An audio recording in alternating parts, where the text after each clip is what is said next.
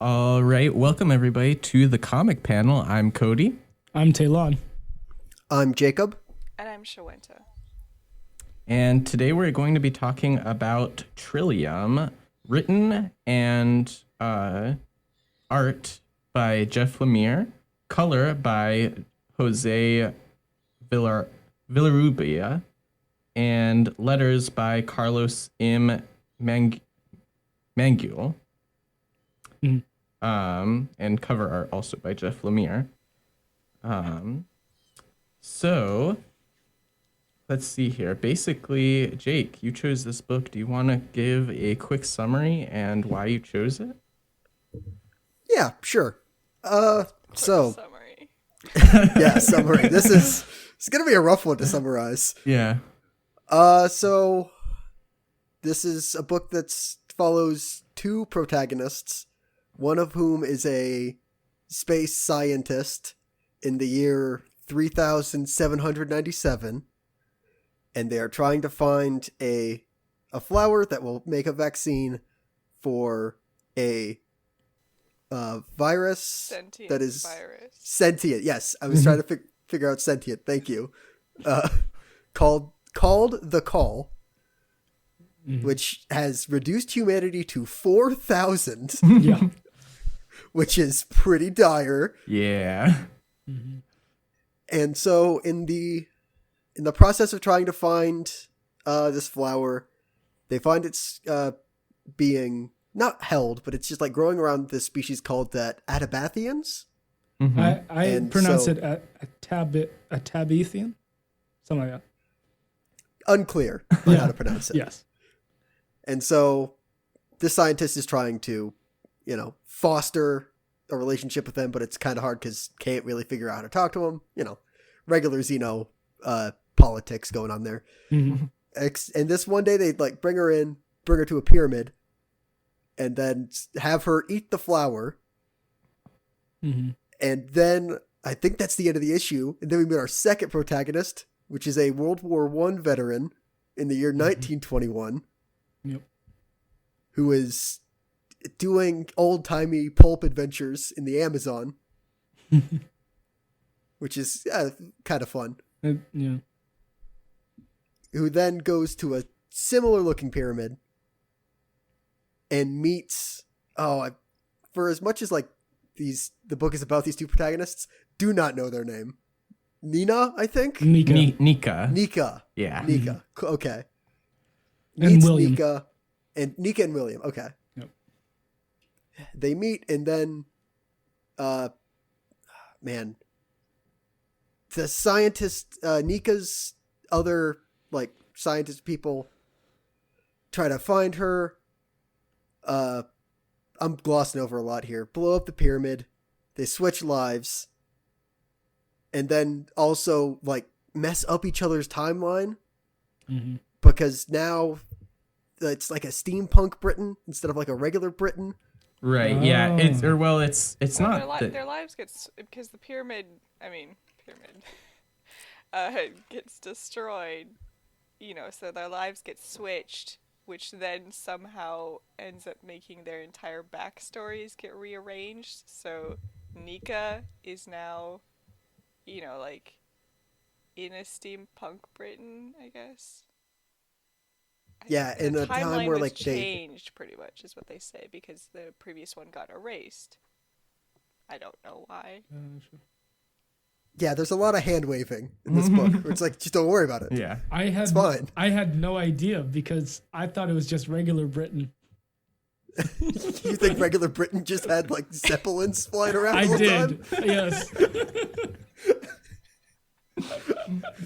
What do you think the Blue War was? Because that was them having fought the Atabathians in the Amazon.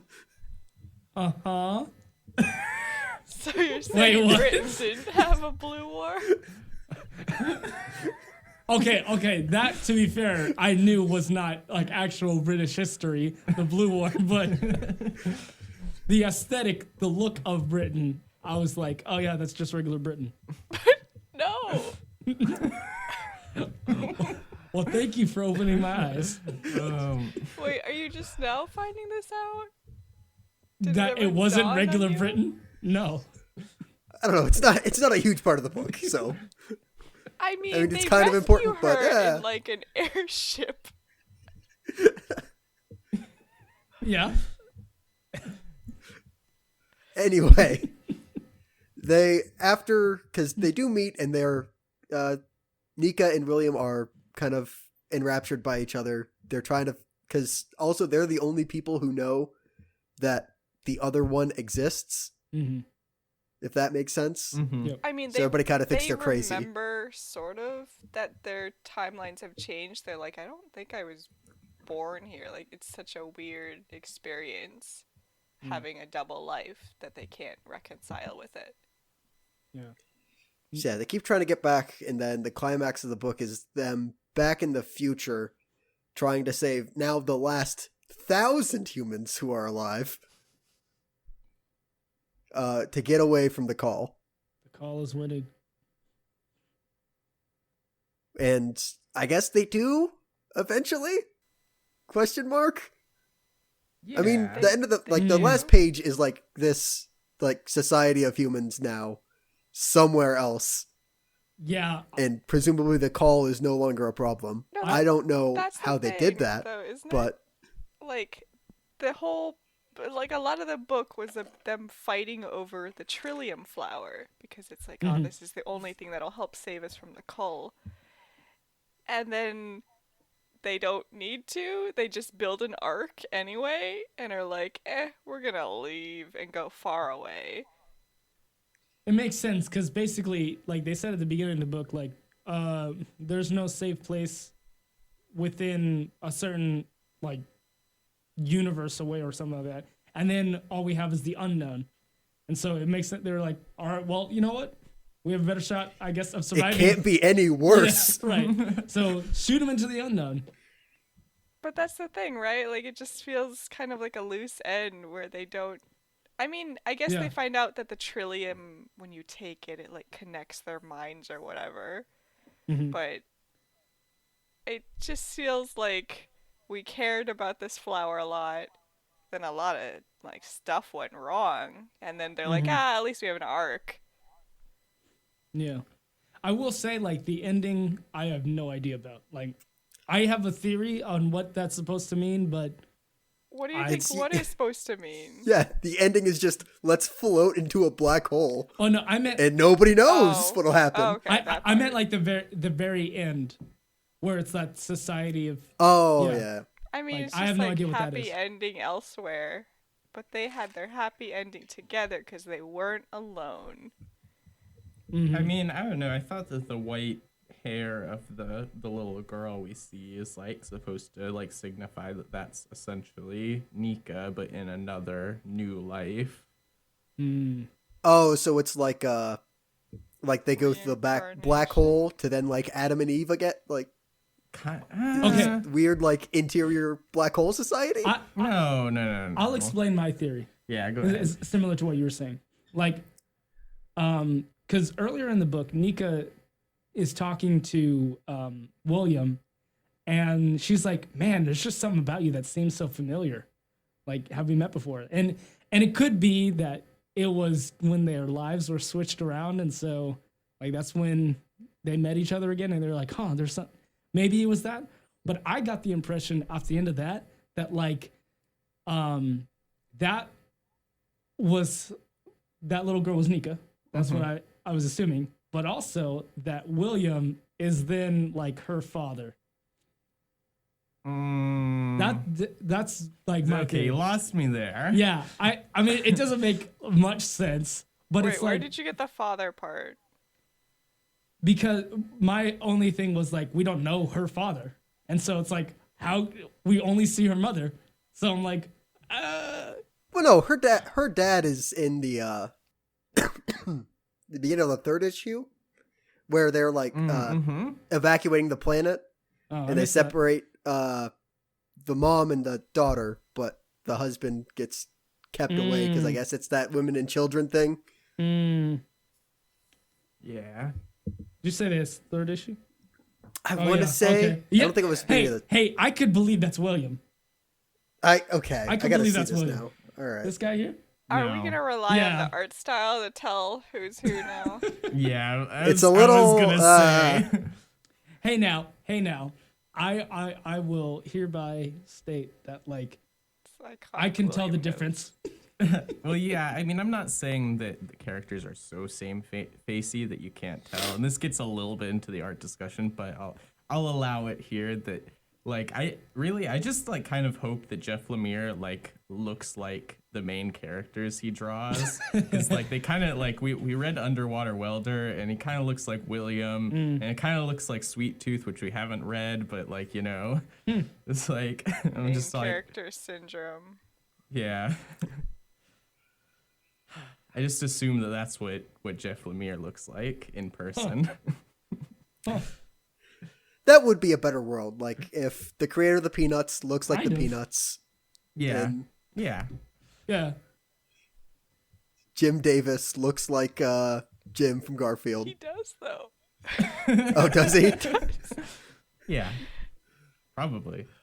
I mean, they literally have early strips of Jim. God, is that the name of the guy with the No, John. John? Okay, John. I was like, oh God, are they named the same too? And I never realized it. They literally have like early strips of him like drawing and like Garfield bothering him. So Yeah. Gotcha. John is technically, canonically a cartoonist. It just hardly ever comes up because, anymore, yeah. Because it's about Garfield. Mm-hmm. because it's about lasagna. Yeah. And John is Mondays. Garfield's pet. Okay. Anyway. Anyway. I mean, yeah. it's obvious that this book is like about time loops. Right. But that's the thing. I never picked up on the fact that the little kid might be related to Nika. Mm. I guess. Oh, really? I just Even was though like, it says it's like what? 20 years earlier than it says like 3768 or something. Wait, when does it You say can't that? expect me to like No. remember dates. That's when they get separated. Yeah, we're talking about the end, Jake. The Yeah. last Oh, page. okay. Yeah. Okay. I was Yeah. like, that would really throw the ending for a loop. 20 years earlier. Gosh. A time loop. I No. mean, it's kind of the whole thing. I think that it's trying to base it on the idea, you know, time is a loop, so all moments have already happened in some ways. Mm-hmm. Yeah, and it's basically, it's what you're saying, and like I think too, like basically what I think is that like we see that like that last large panel is the girl and she's running and there's like, you know, these like, you know, tents and like fires and a village, you know, and then there's like a spaceship above it though. I almost didn't notice the spaceship because it's like just out of frame kind of. But like, yeah, basically I see that as like she is now in the South American tribe with the Atabethians. Atabethians. I don't know. I'd have to read it for myself and say it out loud. Atabathians. Yeah, I think I agree with that pronunciation. Yeah. I just couldn't remember it. Yeah, I mean it's a second I, so I can see where it's coming from with the other pronunciation. But like Atabathian, just I feel like flows better. Yeah. The one I can remember. That's all that matters. Yeah. So you think she's specifically in the South American tribe now? Yeah. Huh. And that is Nika because like I don't think that she remembers her past life, but she's drawing the black hole on the wall and then a star coming down towards the little the tribe. So she came from the black hole to the tribe. I mean, that's interesting. I literally just thought, like, oh, you know, we're teaching the little kids about science. And so they're talking about stuff like that. Gotcha. I could also believe Black hole. it's her daughter, not necessarily her. Huh. I believe that too. She's got similar hair though. She's got like the kind of I don't know what you call that because it's not a cowlick, Hairstyles obviously. are hereditary, though. You know that, right? Yes, this is. In comics, at least. That's how you know. Yeah. Because how else would you Born know? with one hairstyle, and you're gonna die with that hairstyle. And it better be a good one because you're gonna pass it down to your kids. It feels like such a leap to be like, it's her specifically. I guess I can get That's behind the fair. reincarnation thing. It's just weird. Or just the idea that, not even that it's necessarily one-to-one reincarnation, but there always will be people like her and people like him. Okay. Like, That's fair. Yeah. I don't mean, it's know. obviously, the people from the Ark, in my opinion, and they've landed somewhere, and they're, Okay. they, yeah, their little structures are very indigenous style, like Earth-wise, isn't it? Yeah. So that's why, with the Ark or whatever that's here, like that's why I don't think that it's like necessarily the South American tribe. Oh, you're totally right. That's the Ark ship. I just thought it was just a ship. Gotcha. Oh, So okay. that is the same design. You can tell if you compare them. Mm-hmm. So yeah, maybe most of us are just overthinking it, and you're totally right. This is the last remaining 1,000 humans. I'm pretty sure it is that. Man, that kind of Which, man, how dire. Like, man, to go from 4,000 to 1,000 over the course of the book, completely off panel, like, is, like, incredible. yeah. That's a part I really like. Because, like, even though you never see those, like, the last 3,000 people who die, like, it still makes it seem very dramatic. Yeah, the stakes feel pretty tough at times. Yeah. And then I agree. kind of goes off the rails when they're like switching bodies, and I'm like, Yeah. Oh, man, yeah, I can't decide if I hate or that I love the issue that is, like, separated by half horizontally, and half the book is right side up and upside down, and then you get halfway through and it flips. Yeah, I'll very say tough on digital people. yeah. Yes. Even though it had a note in the beginning, I still read it incorrectly. I didn't even read the note. Oh, did it have a note? Yeah, it Yeah. had to know which part to read first. It still is very confusing on whether I'm supposed to read the one part and then flip that page and then read that part, or if I'm... But the way you're supposed to do it, you're supposed to read the one part and then flip the entire chapter, because this would be a book, and then you Yeah. just go back and read through from the back. Wait, what? I feel Yes. like that changes your entire. Yeah, because perception.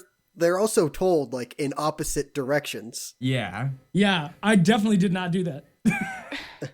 So wait, so you read from the So backwards? So I read the right side up part, and then I flipped it over, and then read the upside down I part. mean that's what I did first, and then I was like, wait a second, I'm doing this wrong, and then I mean, definitely wasn't able to do when that. it started What- with the what big page is that? reveal, because he's like, "That's Nika." I was like, "Wait, I don't think I'm supposed to be here yet." Which, I mean, it's like, it's also, like, I do like that they are, like, mirrors of each other. So, like, when, like, all the panel layouts are the same, like, are symmetrical horizontally, but then also the events in the panel, like, are reflected on your side. And I do like that.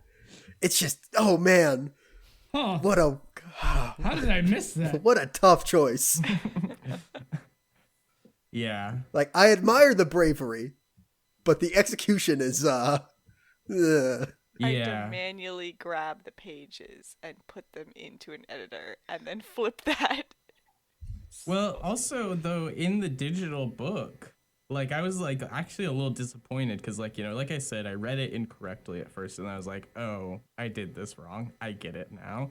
And then I was like, even though technically I've read all of the content of these pages, I'm gonna go back through the second half of the story and read it in the correct order. But then I realized like that basically once you get to the last page of Nika's story, which is the first one, and then you turn the page, it starts William's story at the top. You know, you don't actually have to flip it yourself, which I assume didn't happen in the physical version. You know, it just repeats it for you, so you don't have to flip it upside down. I'm like, I actually don't like that. I wanted the experience of flipping it upside down. I don't know, man. Having to copy, paste, and then flip 90 Well, degrees, flip 90 degrees. You didn't have to do that. It did that for you. I didn't read the same way you did. Oh, okay. So.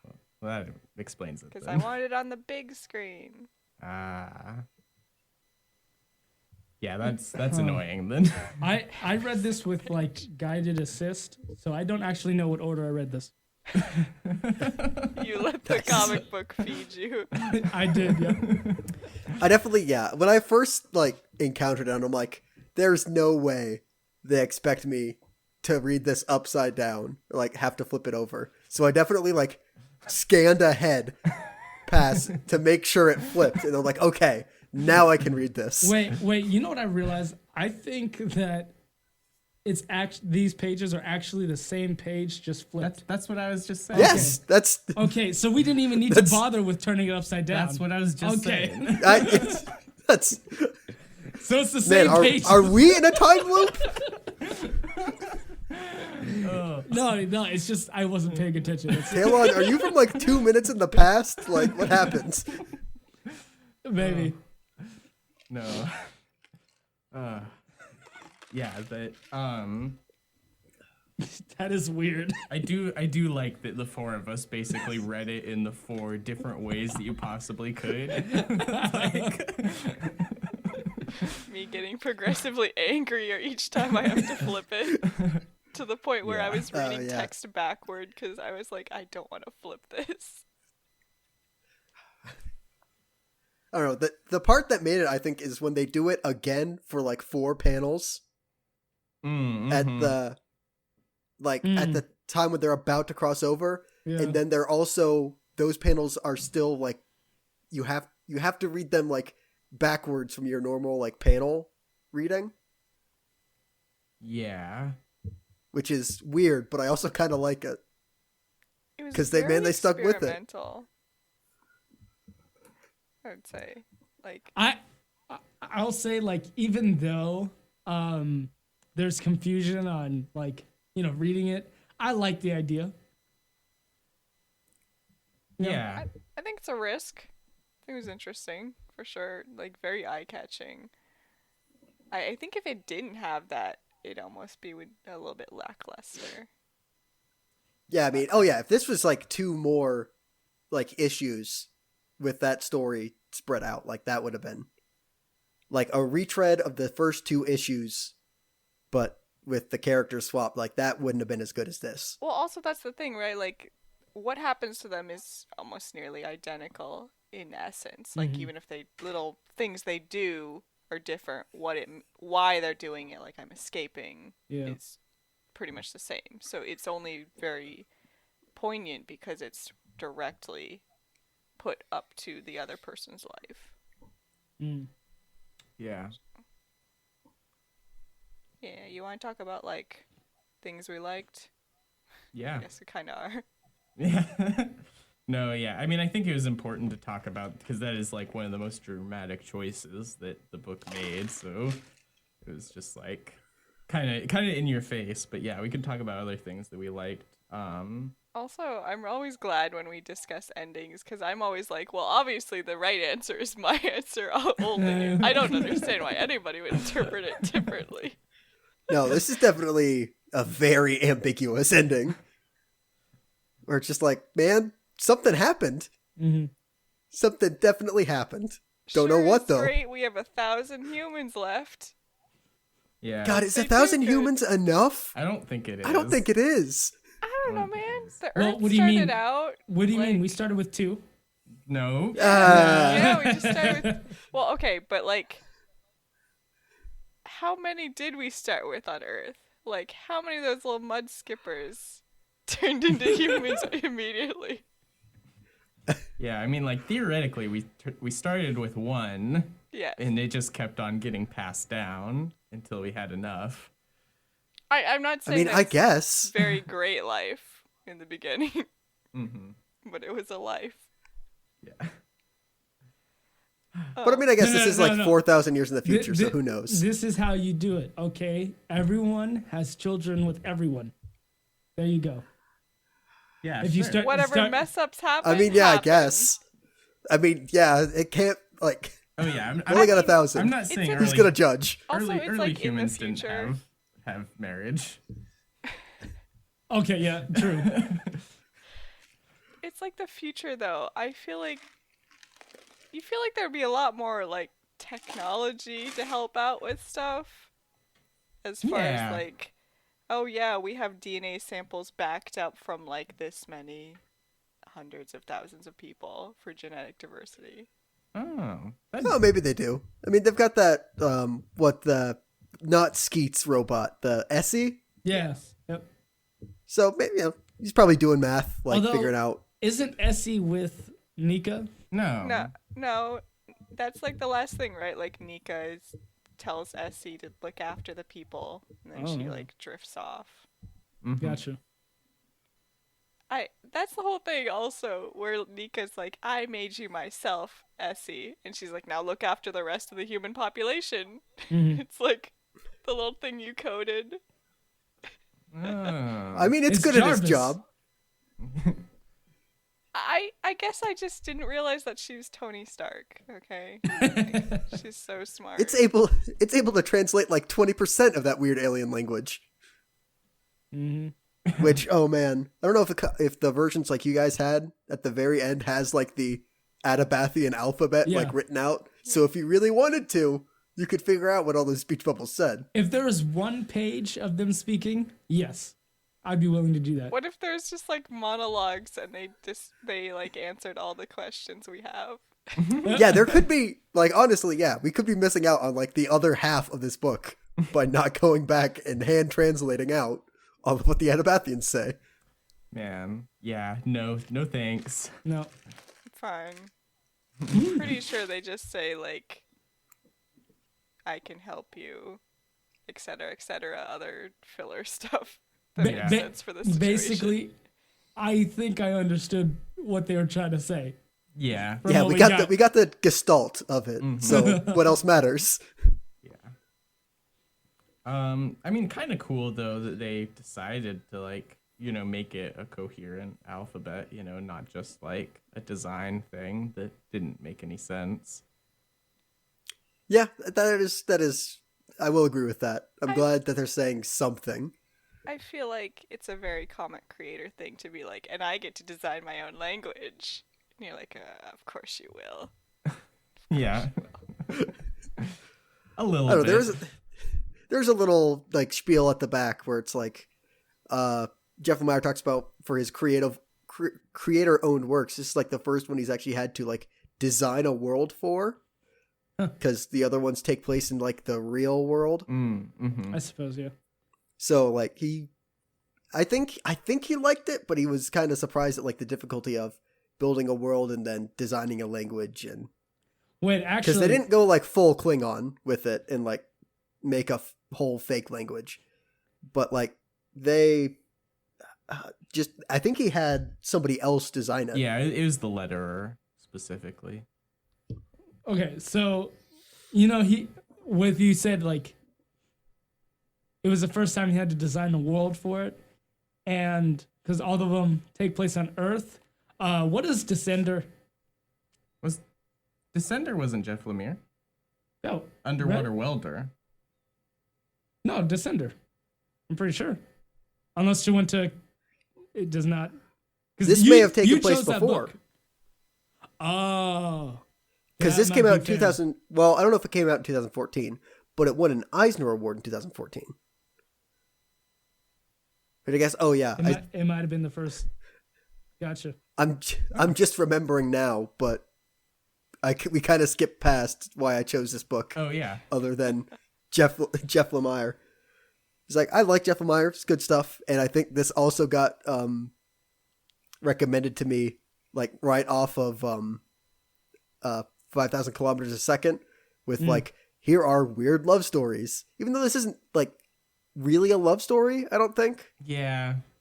I think the store description, I think gets it wrong this time. Usually like we get the back of the box description is wrong. Mm-hmm. I think the store description sold this because it said like a story of star-crossed lovers or something. And we're like, No. that's not really what this is. No. No.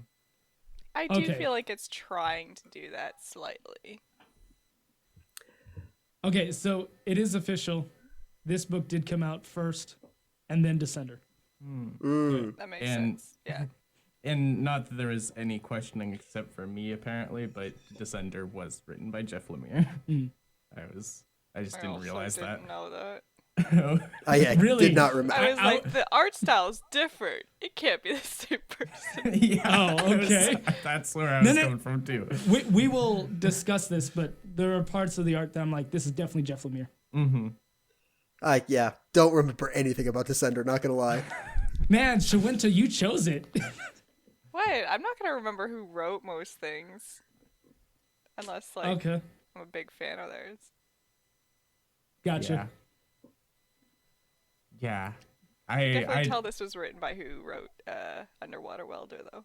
Mm-hmm. Oh yeah, this is a lot of Underwater Welder vibes. So I don't know what that, because like obviously like Underwater Welder was Jeff Lemire has a bad relationship with his father. I don't know what this one says about Jeff Lemire. He misses his mother. His mom sure is a Yeah? nice lady. Yeah. Too bad she's dead. This is all allegedly, okay? Yeah. I mean, maybe it's just like general like existential worries, but like, you know, coping with those existential worries. Because it's like, you know, we do have a pretty serious virus, but luckily not a 4,000. Thankfully, it's not sentient. Yeah, not sentient. Also, too, this was before. Right, yeah. Yeah, I'm getting- also, all I can think of is like the virus piloting the spaceship when they're like, oh my god, the spaceship is full of dead people, but it has the virus. Yikes. Yeah. I actually, I would have liked to see a little bit more of how the sentient virus was sentient, because like that's kind of a fun idea, but it's I like, think it would have gotten too silly. yeah. God, like a virus that chooses evil virus. is a little bit over the top. The virus is locking the door. The virus is in the house. No, it's not that it chooses to do evil. It's just that it thinks that humanity is the scourge of the earth. No, it has sentience, which Right. means it has the capacity for evil. Wait, are we gonna give the If virus the- a monologue where it calls us the virus? Yeah. Yep, that's what it is. If this virus could cheat on its taxes, it would. Okay, but what virus wouldn't? They can't, though, is the thing. If they could, they would, though. Yeah, the thing is just because it's sentient doesn't mean that it doesn't have the primary goal of spreading as far as and wide as possible. I really 'cause- thought you were gonna say, like, just because it's sentient doesn't mean it doesn't have feelings. Hey, I mean, we it all could would like be. to think that. Yeah. I mean, actually, yeah, the truth is that it could definitely not have feelings, and it only has the faculties for, like, reason and logic, and it just, you know, abuses that for its purposes of... Okay, That was my I think we've been interpretation. Yeah. beating around the bush. Okay, we're describing Ultron. All right. No. It's not Yeah. Ultron. Sure. Okay, it's not. I think my I'd say main point. it'd be closer to the Wink. Galactus swarm from the Ultimates. What? Galactus? Oh, wait. Galactus Worm? Because isn't Galactus just a bunch of robots in the Ultimate Universe? They I mix don't know. them together with Annihilation, so really the main universe one is Annihilation, and that's just a swarm of, like, bug things. Anyway, though, we're getting into... My Dumb. main point was that if you gave sentience to a virus, I don't know which ones would not be evil. Yeah. This is That's fair. an idea for a different show. But we can Wait, we are can we tier list building a this out. different comic book? The one virus that decides would to be be great. good. Yeah, I guess to Shawente's point, what would a good virus do? Like just destroy itself? Make you jump higher. Well, you can't. No, Get you okay, better test again, I scores. think you're missing what I was trying to say before. A good virus would be like, hey, humanity is bad, so I'm gonna do good by wiping out the bad. Well, Main no, character syndrome. that's a very relativist look Yes. at Objectively, that's not good. Yeah. Are we going with objectively good virus? I guess I don't know. Okay. What if we get like Gotcha. virus like moralists? Like where's virus Kant or Ooh. virus Aristotle? Ooh. Where are the great thinkers of the virus? Okay. All right. I like this. I like where we're going. Anyway, I'm gonna have to tell my ethics teacher about this. were we talking about things we liked about this Man, book? we are Yes. losing it about this book. Okay. Majority of the book, so about some of the, like, character stuff. Because, like you were saying, I don't super feel like it's love story, and I do feel like it thinks it's a love story at times. Because of the whole... I guess It's like, were we always meant to be together? Like, I remember you. And like, I'm all alone now. You're not alone. I'm with you. And then they're in each other's arms towards the end. Feeling each is other. there a term for the feeling that like comes around when you meet the thing that means you're not crazy? You mean confirmation? I mean, yeah, kind of. But, like, the emotional connection you get from that, where you're like, finally, it's like, oh, turns out I'm not crazy. Like I'm not the only one kind of thing? Yeah. Okay. Because, I mean, like, that is the feeling I get from this. And, like, that's, like, I don't really see romance, but I can kind of see where people would. Yeah. Like, it's the feeling that the character shows, it seems way more about, like, thankfully, I'm not actually crazy.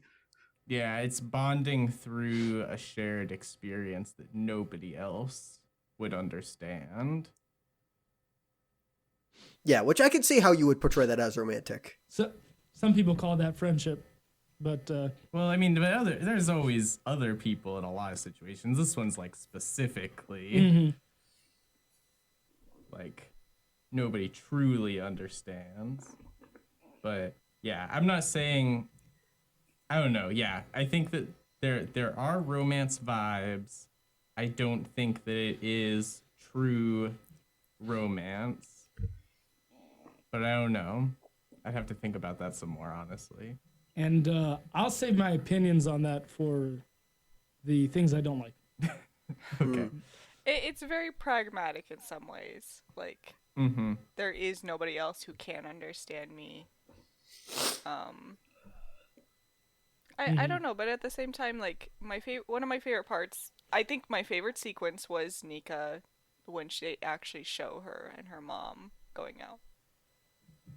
Oh, Because, yeah. man, I didn't think it would be that quick. Just Yeah. mom death. Mm-hmm. Oof. That was pretty, woof. It's just like, And her Gone. mom very quickly is like, Nika, you're gonna have to let me go. Yeah, man, what a rough conversation. I thought that was like them walking out there on the, like, doing the spacewalk or whatever, and then the little meteors or whatever coming down. I was like, oh, it's like hail in our place. No, it's way worse. Yeah. yeah, that's kind of the feeling I had too, or the like I was just all like, oh, okay, this is gonna be all right. No, it's not all right. Not all right. Very bad. Couldn't be less alright. I was kind of thrown off because I wasn't sure, like, so was the space station or whatever they on, like, it was hit by a meteor, right? Well, it's just like a bunch of small ones. Yeah. Okay. It's a lot of small collisions, and it cut her line, and there's nothing Right. else to keep her in place.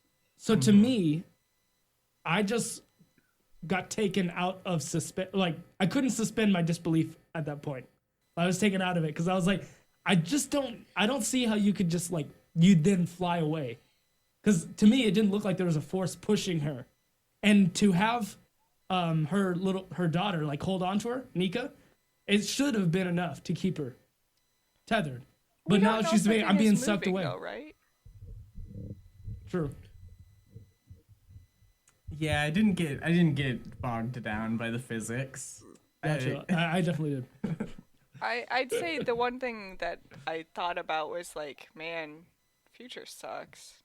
We sure aren't prepared for anything, are we? Yeah. Like, don't we get an umbrella or something? A meteorite umbrella. Yes. I think we can safely say this is a dystopian future. So we're safe. We're not going to get there. I wouldn't. Yeah. All dystopians aren't real. Uh-huh. That's why they're in books. I mean, because they're fake. Exactly. it's fiction, so it can't happen. Exactly. Sarcasm.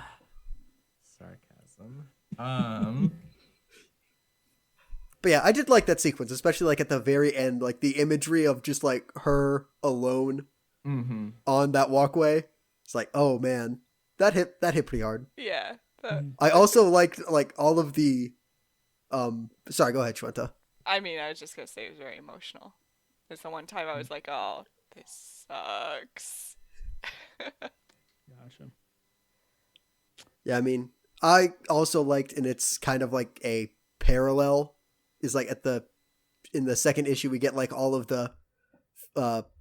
William's flashbacks to World War One. It's like, man, that's rough. World War One's a bad time. Yeah. And even though like they don't show a lot of like gore or like graphicness, like it's kind of shown in like how quick William is to like slip back in to like his PTSD. It's like, oh man, that's pretty good. And also the implied abuse that he had at the sanatorium is pretty rough too. Yeah. Wait, I missed that. What? The mental institution that he was put into. Oh, okay. Because like he talks to his brother and he's like, "You want to send me back there? I won't go. Yeah. You don't know what they did to me." Gotcha. It's like, oh, that sounds pretty bad. Yeah. Yeah. Ugh. Also, I think I kind of skipped over it because I didn't quite understand all the way, but I realized that, so there's a part of the book where like, basically, so she jumps down into the part of the temple, Nika does, and this is after they've switched lives.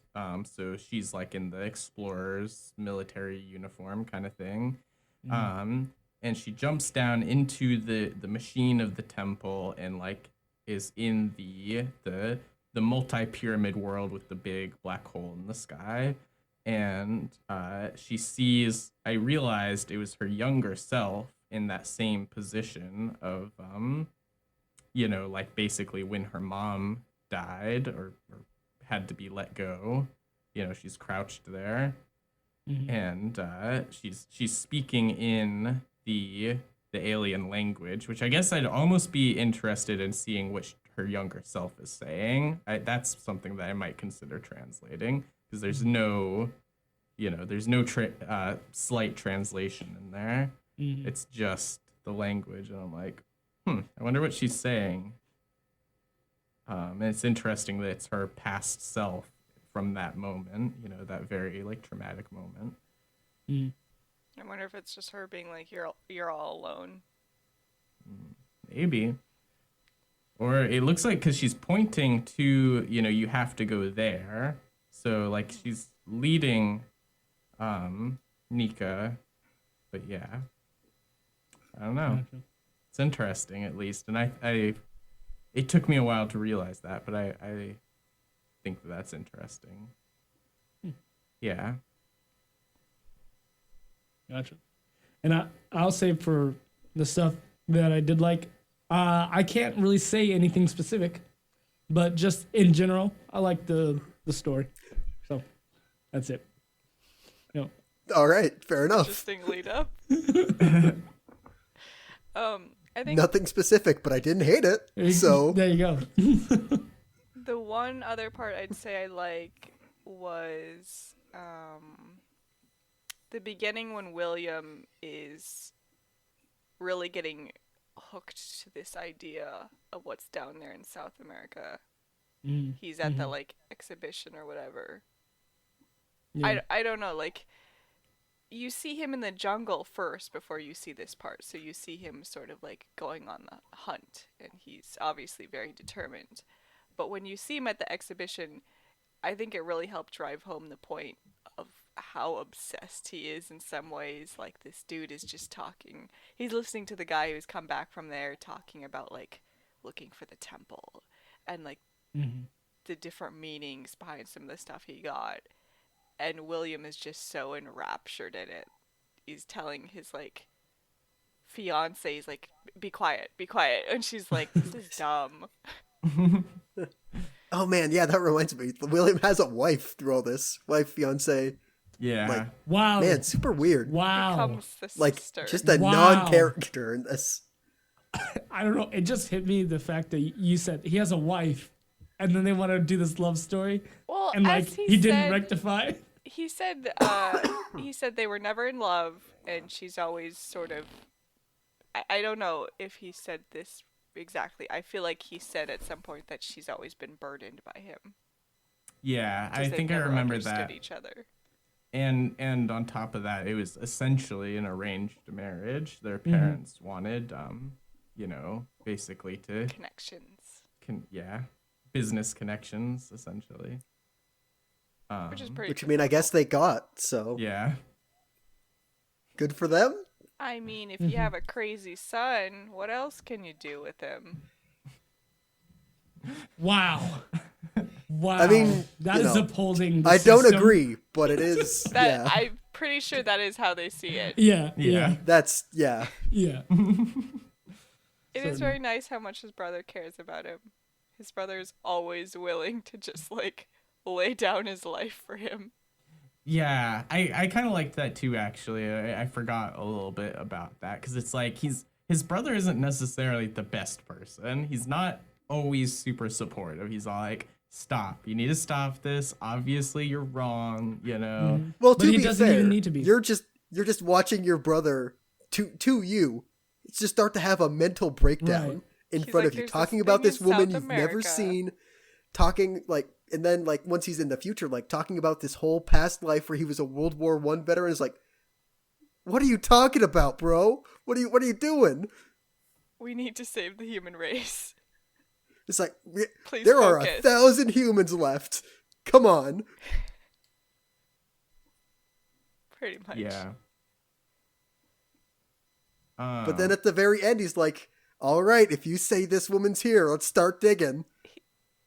Yeah, and he does that like twice pretty much. He does that at the digging part, and then he's also like basically like, all right, like we literally just like our friends / travel crew just got killed by these South Americans, like, but you are determined to get inside this temple. Let's blow it up with some TNT. I was like, no, you What can't else are blow you up a gonna do? temple. Well, you say that, but Yeah. Yeah. No, see, to me, like, I see his brother as like, I care for you, but I'm also not going to like, or I care for you. And because I care for you, I'm not going to not say whether or not I think you're doing something reckless. And then he's like, but all right, I'm going to try and trust you in this certain instance. Like, all right, let's do this. Like, kudos to him. Yeah. And I guess, mean, yeah. yeah. Go ahead. I was gonna say, like, it's his brother who's obviously has a lot of problems from the World War, and he's obviously had to deal with it, being in like the mental health place, and then he finally takes an interest in something, and he really cares about it, but also it happens to be an entire trip to like South America in search of something. Yeah. That is a lot of dedication. He's like, okay, we're going there. Yeah. Man, it sure would have been nice if his wife went with him. Bummer. Nah. Why? You wanted her to die? she would I not. did not. I, No. It would have been like a whole like, I don't know. Like one of those movies where it's like rough and tumble guy, and then girls like, oh, I don't like him. He's too brass or crass, you know? Did you want his wife to fall in love with her or his brother? No, I'm talking about William. Like her and William Would get more along? Yeah. Essentially, they would have ended up. I mean, that's not what I wanted necessarily, but to me, it's like that. Wait. You know what I'm saying? Oh, It would have been. I think they would have had that kind of dynamic if she went along. okay, but you started You this just like off that by dynamic. saying that you would have liked it, but then you said that you Yeah, wouldn't have liked it. I'm gonna clarify what I'm saying. Okay. I would have wanted her to come along. If you're I'm not- William, Yes, I'm- with William. Yes. Okay, Oh, yeah. I did okay. not mean her brother at all, or his brother at all. I meant with William. I'm Well- sensing that because we realize that he's technically married, Talon really wants that to like be addressed more. What's in the that to book. factor in? That's fair. Yes. That is, I Well, would let's not be have fair, put it like- that way, but yes. So he really doesn't write back to her. Mm-mm. yeah. I mean, There's no real. Yeah. I think it helps that the entire timeline got rewritten. Technically, Nika's married to her too. No. That's her sister. Yeah, it's her sister. Oh, Because she needs a protective sister now. I see. Oh, Yeah. I Even didn't though realize. Clayton couldn't be her protective brother. Mm-hmm. It was a little weird That is weird. rearranging. Yeah. Huh. I didn't realize that they were the same characters in that universe. I thought sister just got created. Wait, what do you mean? Like I thought that Nika's sister was just a creation of that universe. It wasn't Oh, a gotcha. character from the previous universe. Okay. Yeah, that's what happens when you don't keep track of people's names, except for the main characters. Oh, okay. I see your point now, though. Like, they're not married in the end. Yeah. Okay. Yeah. All right. That was my main point. Yeah. Okay. I gotcha. So, I'm a yeah. little bit more understanding of that now. Mm-hmm.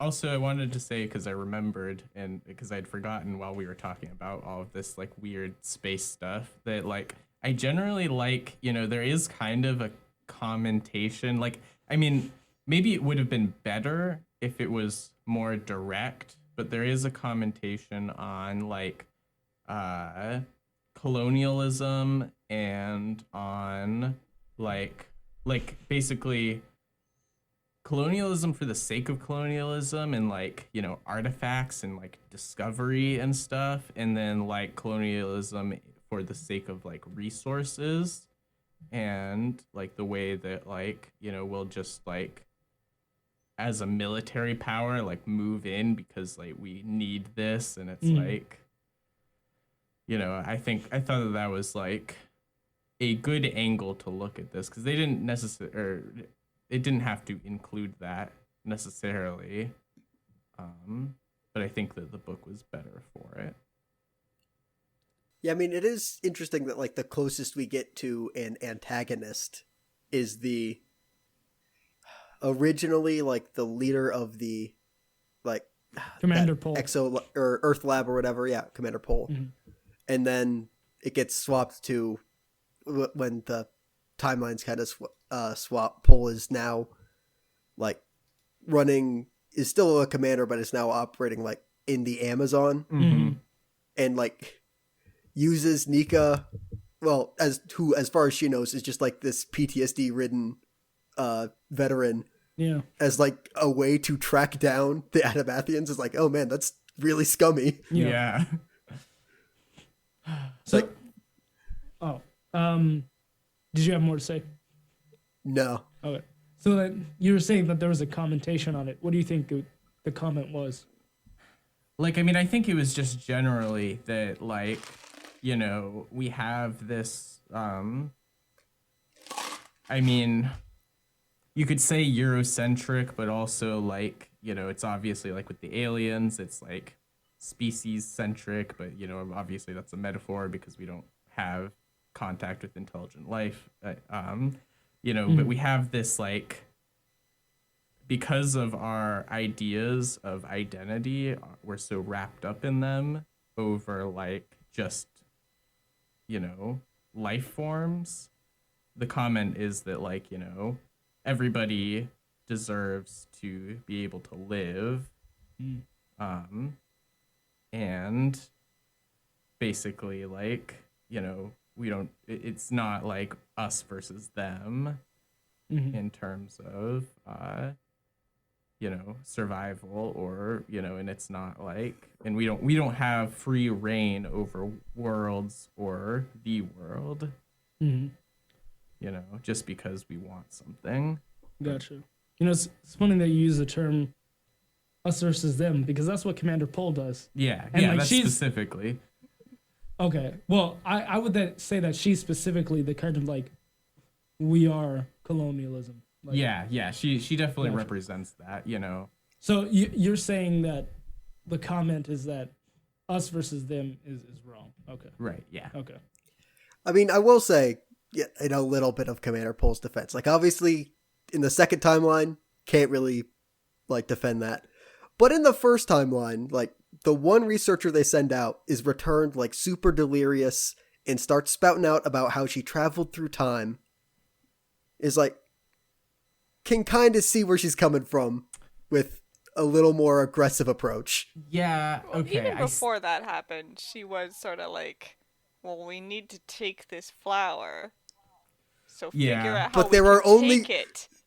There are only 4,000 humans left. I was about to add, but also, like, this is your entire species is resting on, like, this. It's the direst it's ever been. It can't get more dire until it does. So what do you think it means, the fact that even though the timelines change, Pohl is still like that? She's I think that that's what it like basically came down to for me was that like I think that like yes it was like concerning that like Nika came back all delirious and stuff, but that stuff was just an excuse. Exactly, yeah. I guess in the end then she's just that sort of person. Is what it's supposed to mean.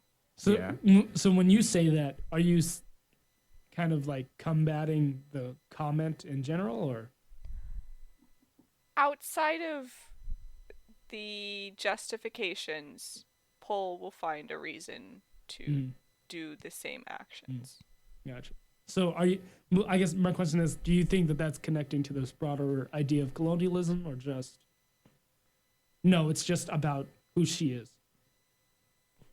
No, I do think she's a largely metaphorical character. Like, what she does is supposed to represent a broader problem. Gotcha. Yeah. And I'd say, like, yeah, basically, Pohl, like, because she, it doesn't matter the circumstances, she's going to do what she's going to do.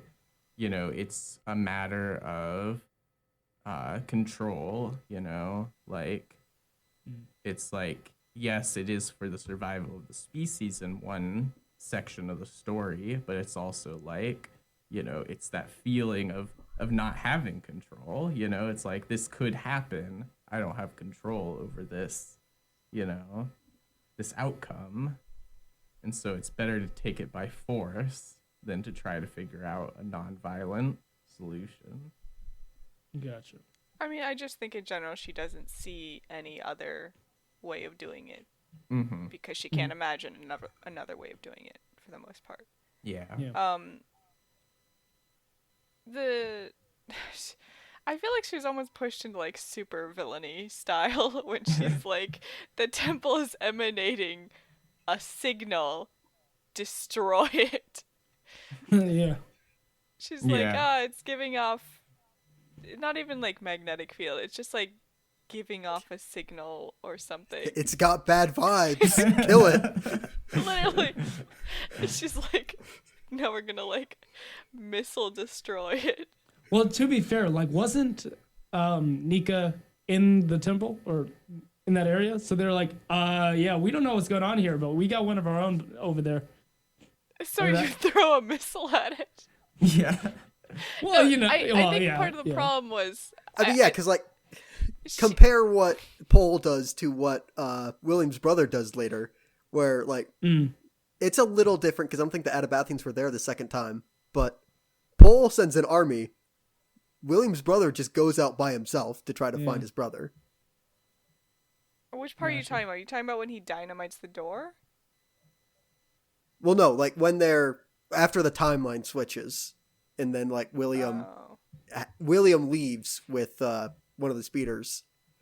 Then like, William's brother doesn't start like an invasion. I mean, he just goes to try to find his brother, isn't it?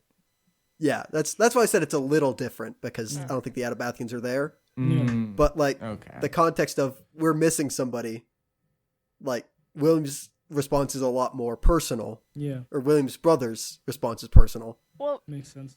Commander Pohl's response is more, I guess, official, but is a lot more violent. His goal is different. I mean, I know you're saying this, you're acknowledging it, but his goal is different, isn't it? Like Clayton's or Clay is trying to get his brother back.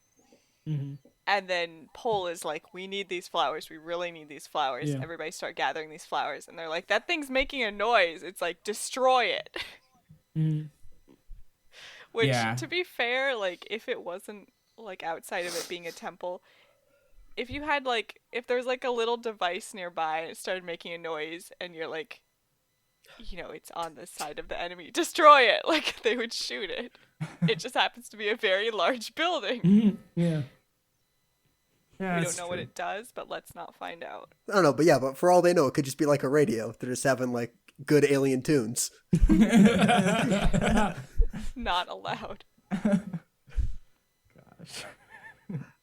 Before we get off of what we'd like, I will say I like the kind of like implication that the Adabathians are all female and they're on like in the future, and then I didn't catch this until like going back through it, but like all of the members of the Native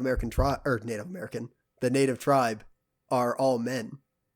So I guess like the implication is like they just kind of go back and forth to each other. Oh, gotcha.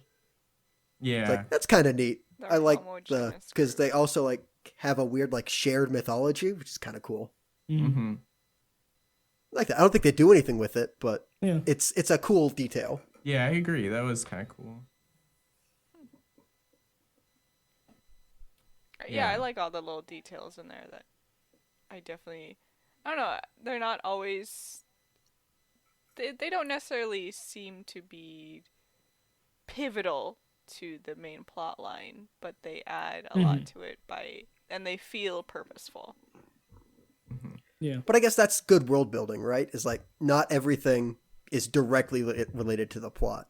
It still feels like it's a real world. Mm-hmm. Yeah. Man, I feel like I had one more thing that was related to like what I liked, but I can't remember anymore. So you guys don't have anything? I think we'll move on to what we disliked about this book. Yeah. So I will go. Man, Talon was ready. Talon's ready. Yeah. I don't like the love story. I think it is weak. Because specifically, I don't know why they like each other. Like, I don't think that was fully like fleshed out. But if you want to say like, oh, we understand each other, you know, I was like, That's the thing. I don't think it's a strong love story, but I think it's almost more realistic in that aspect where I don't know. At times I do feel like I go back and forth. I feel like it's trying to take itself too strongly where it's like, despite this, like, any discernible, like, you know, they've had this shared life experience. Does that mean that they're really in love? Right. But the part where she's like, you know, she kind of feels alone, and he's like, well, you won't be alone. I'll be there. Like, maybe that's all you need, really. Somebody to be like, you're not alone. Because you're not going to be living for another 30 years. Mm-hmm. So, I don't know. I don't think it has to be some huge. We were always meant to be together because we had the same dog when we were little and we love watching the same movie. Wow, like if they had shoved all that in there, like actually we're really similar like in those ways and just really connecting with that, I would have been like, this is shoveled in at the last minute. So I will say, like, I think that the idea of her being like, oh, he gets me kind of thing, like, or, you know, I'm not alone. I think that might have been done better if that was more of her character. Like, again, it's that establishing more of why they like each other. But it's like, to me, I didn't get the sense that she was longing to understand or find somebody who understands her. You know what I mean? So if they had set that up, and then it was, oh, I met this guy who gets me, like, okay, that makes a lot more sense to me. Yeah, I guess I can see what you mean. Yeah, like I don't know. It's a solution to a problem. I don't know if the problem was ever shown properly. Like it's definitely said, like you know, with obviously her backstory, but what are the actual ramifications in her life at the beginning of the story? Like obviously there does seem to be some desire to understand the Adabathians that the other people don't super have, but she's shown alone. She's not necessarily shown like being friends with anybody, but it doesn't feel like you see her like sitting alone at the canteen or whatever. Right. Or like, I mean, she has Essie to talk to. You never really see the moments where she doesn't have all that stuff to like keep her occupied, I guess. So I can see what you mean. Yeah, I think for me, like we kind of said this earlier, I think that like, you know, there was a sales description calling it a love story, but I'm not sure that like, you know, I wouldn't feel comfortable saying that I disliked it as a love story when I didn't really view it as one, you know. Okay. There are, to me, there's, like I said, romantic vibes, you know, but I think that really that's just a matter of like kind of like I was kind of unsure to say this at first, but it's kind of trauma bonding, you know.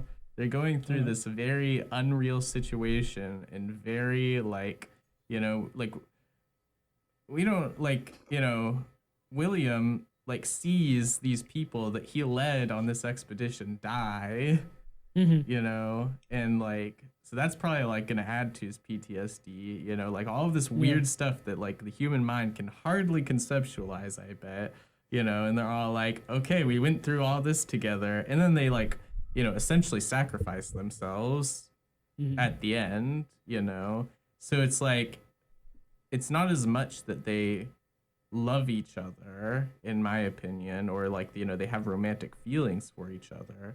It's just that, like we said earlier, that they're the only ones that understand each other, but it's not romantically, you know, they don't understand their attraction to each other because they don't really have attraction to each other. They just have a similar lived experience, you know, and that's fair. And they understand what needs to be done in their views, you know. So yeah, I think that it's not really a love story to me. So like, yeah, I guess like if we are categorizing it as one, then I didn't like it, but yeah, sure. I wouldn't say it is. I can accept that is what he was getting at. However, like I'd need to think more on it if it changed my opinion about it. Yeah. Yeah, because, yeah, I guess what I will say is that because there are some times where it does feel like maybe it's trying to, like, be romantic, you know? It's like, that's a little bit off because, like, generally I didn't view it that way, you know? So it's like, wait, is that what you're going for? The fact that it's questioned, I guess, is bad, in my opinion. Yeah. Or it's ambiguous. But... other than that, I think. Gotcha. And then the other thing that I did not like. So I will start off by saying this. I commend Jeff Lemire for using watercolors. That is, I'm assuming that's not something that a lot of people do. So I'll commend him for that. But the art, just as a general, I'm not a fan of. I mean, He technically was that not the would. colorist, though, was he? Yeah, no, he wasn't. Oh, he wasn't? Nope. That is Jose Villarrubia. Was he the Huh. colorist on Underwater Welder? I thought Jeff Lemire did everything on Underwater Welder. Yeah. I think it was everything but letters. Yeah. Okay. Well, usually that is. Yeah. So think that that means, was his. and I'm pretty sure the art style in that one was very similar to this as far as like watercolor with this kind of line work. And it's also I think it's similar to Descender as well. Yeah, Descender Yeah. used words. It Yeah, used I think- watercolors. I was about to say Underwater Welder. Descender I used think- Underwater Welder. I think that Jeff Lemire likes using watercolor and working with watercolor artists because I think the same can be said. I think it's coming out right now, but Jeff Lemire is writing Batman and Robin, and it's also watercolor, but he is not the artist on it. Gotcha. Oh, I can kind of see where Talon is coming from with this. Like, if I look at any individual piece, I can find reasons to not like it. But as a whole, I do like the art in this book. Gotcha. But only if I'm viewing everything, if that makes sense. Oh, only if you're viewing it like from a faraway lens, kind of. Big Big picture. picture. Sort of, yeah. Big picture, like if I narrow down, it's like, I don't really like the character designs. I don't really like the faces. Gotcha. But I think the art, like, comes together Gotcha. for the book. Gotcha. I think the art fits best for like the mental asylum, and I don't know, his style is very haggard almost. Like a lot of the characters always look like they're on the verge of collapse. Yeah, definitely. And I Makes me think think of like Corpse Bride sometimes. a little bit. Yeah, it's like basically like really sunken faces and skinny sunken faces. Yeah. Nobody's got any meat on them. Mm-hmm. So I think also like the steampunk reimagined Britain kind of works with this style too. Like when she's sitting there in the house and it's just like the huge paintings on the wall. Just feeling so alone, I guess. Yeah, I think it works a little bit better in a more grounded setting almost, I feel like. I mean, obviously the steampunk one isn't as grounded, but I think it still works there because it's like grounded enough. And maybe like, the more like the space, the science lab one, like, it's supposed to be a little bit like,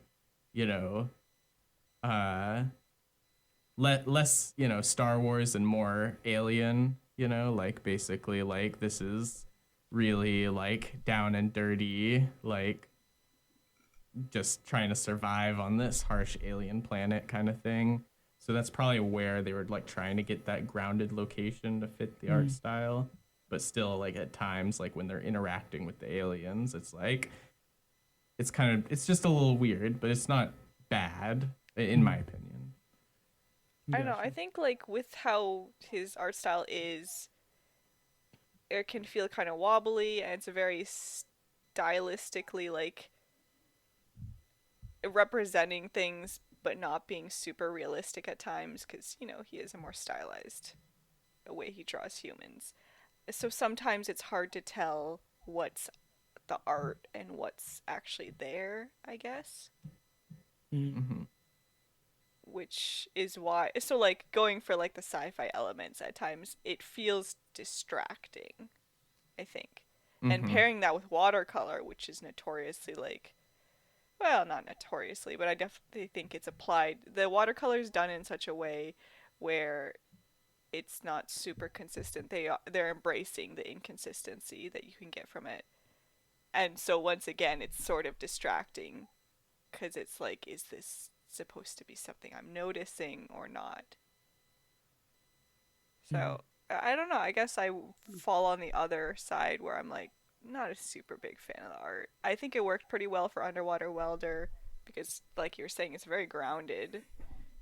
It's grounded in a reality, and the fact that it's hard to tell what's not real and what is, which I guess also this story does. But yeah, when it was sci-fi, it felt almost too floaty, too out there a little bit.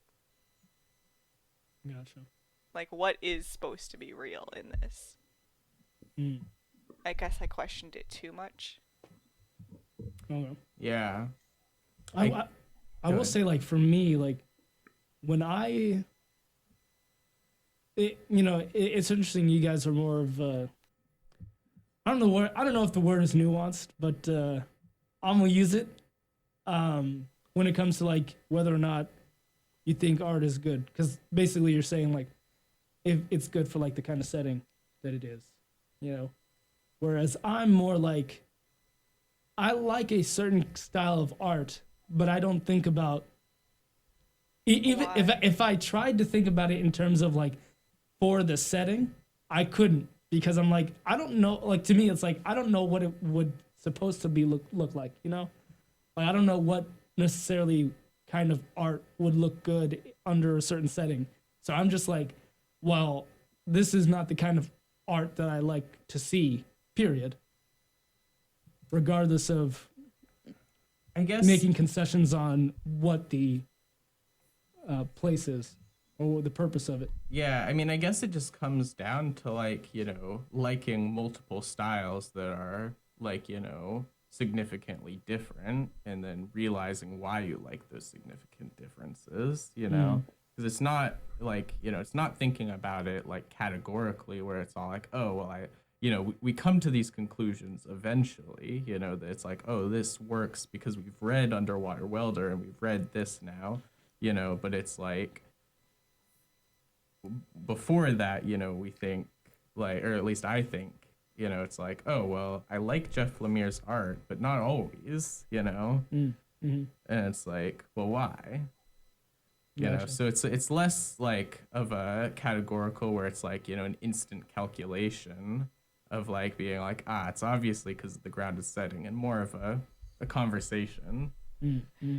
I do think there is, to some extent, I am being like Talon in that I have a general opinion, and I'm going, wait, there needs to be a reason for this. There probably is. And trying to, I guess, questioning why I feel that way to some extent, because I do think at times I'm just like, I just don't like this style. Hopefully there's a reason. Not just being overly critical. And like I do, you try to make concessions, I guess might be the right word, where you're like, yeah, I might not like it, but I can tell that it has merit. Yeah. Gotcha. Yeah, it turns out I'm just a Jeff Lemire apologist, and I chose this book, so I want it to be good. I see, gotcha. I mean, like I said, like, I think for me there is, I've noticed like one step in that direction is kind of like, for me, there's art that I think just is bad, but then there's art that I'm like, I don't like, but I can tell a lot of work went into this. And this is definitely like that kind of art where I'm like, I could tell a lot of work went into it. So like, I'm not going to, it's just not for me. Like, I'll leave it at that. It's fair. Probably pretty similar here. I can't, you got the wobbly like line work first, which is a style specifically to this. But then you add on the watercolor where you're like, anything can happen here. Yeah. Where's the where's the gradient gonna end? We don't care. Like, no, they do care. I can't say that. But they like how it's inconsistent, and I don't. I had that problem with Descender too, where I'm like, this is like, obviously the prison has really good fundamentals, but man, they really went for watercolor where anything can happen. Mm-hmm. Yeah.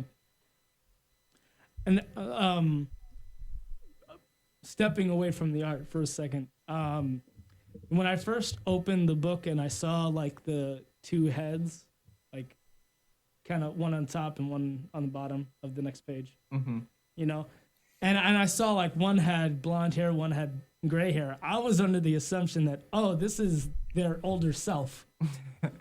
and so when I found out that, oh no, this is just another person entirely, I'm like, I wonder if I kind of wanted to see what they would have done if it was just, oh no, this is an older version of me. So you wanted to read a different story. Yeah. I guess, yeah. I mean, the art was inspiring ideas for new stories in you, Talon. Oh, there you go. Yeah. I guess I will say, you know, in that kind of respect, we did comment on it already, but like, yeah, kind of samey faces sometimes, like not on everybody, but yeah, specifically main characters. It's like, yeah, definitely that style does not lend itself to a lot of diversity, I feel like sometimes. Yeah, I can see that. So, but I don't want to like make it, I guess I've said a lot of like critical things, but that doesn't mean they like hate it or anything either. Generally, I think I don't know, I just feel like at this point, like, you know, it's hard to separate Jeff Lemiere's writing from his artwork. You know, it's like I can't imagine another art style on the story because it's his writing. Yeah. I was imagining like super realistic art style, and man, it would just feel like those blockbuster movies. Time travel. So I think it does have to be really stylized art to go with this like time and body switching. Not even body switching, life switching. Yeah. Are you saying this is stylized? Yeah, this is very stylized. Gotcha. Very stylized depiction. I mean, yeah, it's definitely, it's reminiscent to, I guess, I don't know where this would fit in, so I'm just going to say it here, but it's reminiscent of the story. So they made a movie of it. I think it's the one with Amy Adams, and they're like, you know, they're trying to figure out how to talk to the aliens, and... Oh, Arrival? Arrival? Yeah, Arrival. Might be that one. Yeah. And I think like it's closer to the short story version though, because I think that the movie made some like major departures. But the short story version basically has two researchers that like fall in love, but like there's like a time loop thing that happens. Gotcha. You know, but it's not exactly a time loop. It's more like time is happening at the same moment or at the same time at all times. You know, so like basically by learning the alien's language, she's able to know her past, present, and future at all times. Gotcha. So yeah, I don't know. Yeah. As a general criticism, not even actually, is this even a criticism? It's just a statement. Not a big fan of stories like that. With like, time has happened at all times. And so I sometimes like that when they use it for like, you're fated, this is a tragedy and you cannot undo this because it has happened at all moments already. So I usually like it when it's used in tragedies, but as far as like connecting people, it's like I'm thinking about it. I think I sort of just hate in movies or stories in general where they look at each other and they're like, I've known you all my life. I know everything about you. I'm like, you just reminded me of Time Traveler's Wife. So you just like fate when it is sad. When it's going to mess you up, that sucks. I don't know. It can be used good too. I think I nailed it down where I was finally like, I think I just hate when it's like two people bearing their souls to each other because they understand all of each other, and I'm like, it's weird. All right, I can understand Don't that do a that. little more. Is there anything else you didn't like, Talon, other than because we kind of skipped No. past that? We just talked about the art for a while. Well, I mean, because that was one of the things I disliked. But yeah, no, I don't have anything else. Would I reread this? Oh wait, not? hold up. You guys didn't do your dislikes. If you have anything more to say, Yeah, I mean, that's what I was trying to get back to, but I wanted to see if Cody was going to say anything. Yeah, I actually did have a little bit that, basically, yeah, I felt like this was like, so, okay, I agree with what Jake said earlier, that if this was like spread out more, bad, that would not have been good. But at the same time, it was a little fast paced, a little bit like jarring. Interesting. You know, like, I don't know. I feel like there's a better way to describe it that maybe like than just fast paced. would you say it was a quick read? No, not even that. It was just that, like, it was like all of these events seemed like really, really compressed. You know, it was like something is always happening, and we don't have any time to sit with what has happened. Okay, I see what you mean. Especially Okay, the setup interesting. part, I would say, like when she's just going into the Adabathians and she's gonna eat that flower and she's gonna mind connect and then time travel. Mm-hmm. Yeah. Interesting. Talon brought this up earlier, where he's like, you know, I guess from it, talking about the love story portion, where it's like this is a solution to a problem that I don't think was ever truly set up properly. Mm-hmm. Where like we do get her backstory, and that's very tragic. And I guess you can kind of see how it's motivated her since then, but it doesn't feel like it was ever properly shown in the beginning. Yeah. And like obviously, like it might be kind of easier to show with how William externalizes. Like from the very beginning, we get to see his flashbacks and how much, but also like, why is he doing this? Yeah. Reasons? It's the got call. an obsession. The call to adventure. But yeah, that's I why hear- to me it feels like it's a very, like, we're pushed off, we're going for it, this is the plot now, don't worry about it. Like, the plot is very important, and it does feel like the characters in some ways are there to serve the plot. Yeah. It's interesting you guys say that's like it is too fast, because I kind of had the opposite problem. Like I had a hard time getting through that first issue, even though like I do like the stakes and they're very compelling. Like I think this would have been I think it would have been better if you had William introduced first. Well, I could see that.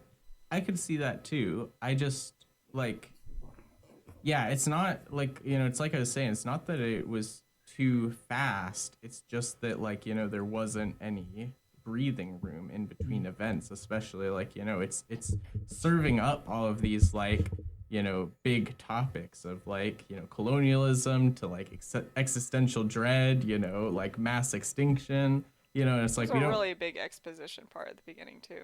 Yeah, and like all of that, it's like we don't really get to like have the characters like think about the consequences of that or like the meaning, you know. It's just like they're always doing something, which I mean, you don't want your characters to like never be doing something, you know, that's boring obviously, but they're just always on the go, always like.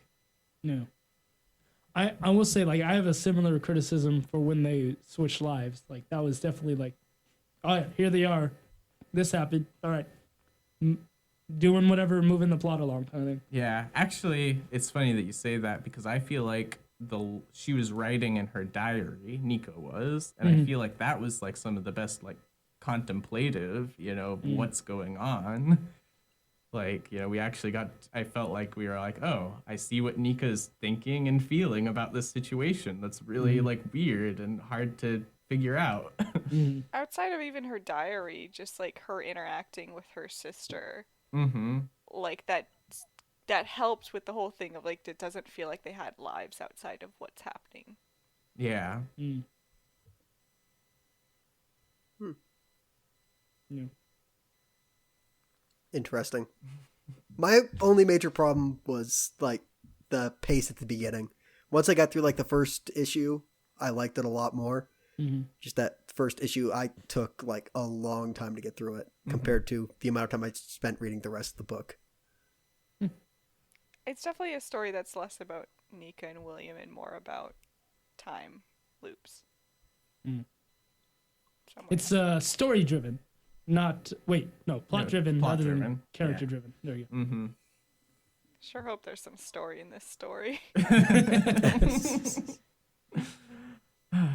Okay, I think that's all the dislikes I had, though. It's a pretty good overall dislike that I had too. So I think that takes care of everything for the most part, because everything traces back to that idea, I think, in the end for me.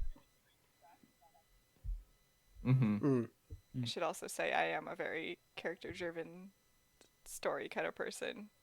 Like, love these characters is what I want to be saying about a story. Plot, it better be good, I guess, but those characters, sure love them. Yeah. It's like the reason why, like, you know, you can read a slice of life, you know, it's like, well, the characters are engaging and like interesting, you know, but not much happens, you know, it's like, and then you just like kind of extrapolate that to cooler and different like situations that the characters get put into. That's the thing. It's like, you made me start to think about, like, if these were different characters, would the plot have gone differently? I don't know. I guess there's all sorts of different elements of the plot, like pushing them towards that kind of resolution. Like, getting Nika back into it. Like, you should come explore down there with us. yeah.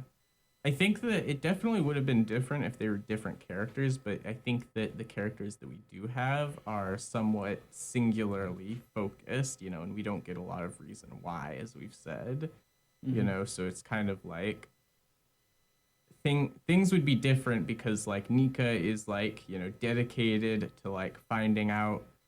I guess they're both kind of dedicated to finding the truth, maybe? Does that seem correct? I don't. Yeah, I don't sure. The truth about what?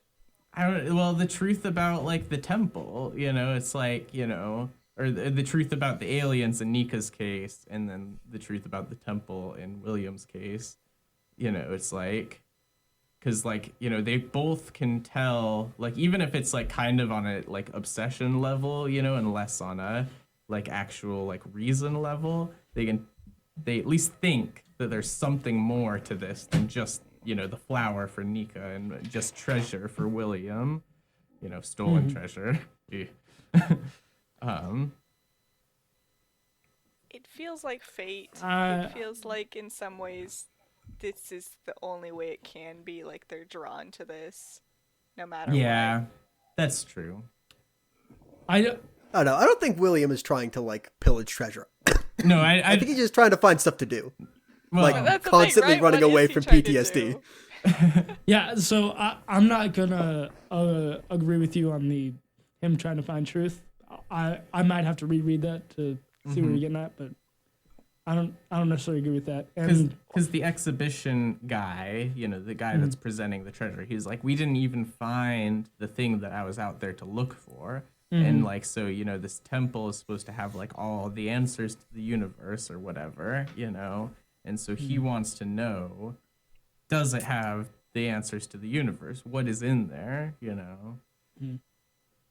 I don't know. That exhibition guy, he wants money. Yeah. William, I don't think so. No. I was saying, like, you know, I was agreeing in the first place that William is not after the treasure. I'm sure William Okay. pitched it to everybody as treasure. Right. Yeah, It's like, yeah, I'll treasure. come back with money, whatever. Maybe it'll solve my PTSD. I don't know. I would also like to find out the secrets of the universe, though. I mean, that's a nice bonus. Yeah. I was definitely thinking more like, I'm out for adventure. Like, let's get some adventure. I feel like it would be a little bit more positive if he was out there Oh, because he got what he chopping wanted? away at the because he's chopping away at the vegetation like adventure. No, he was not like that. He was like, I have to do this. Like very obsession.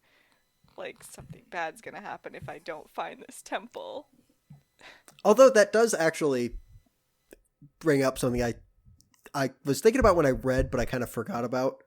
I don't really like the implication that like all of your mental problems will be solved when you find the right person.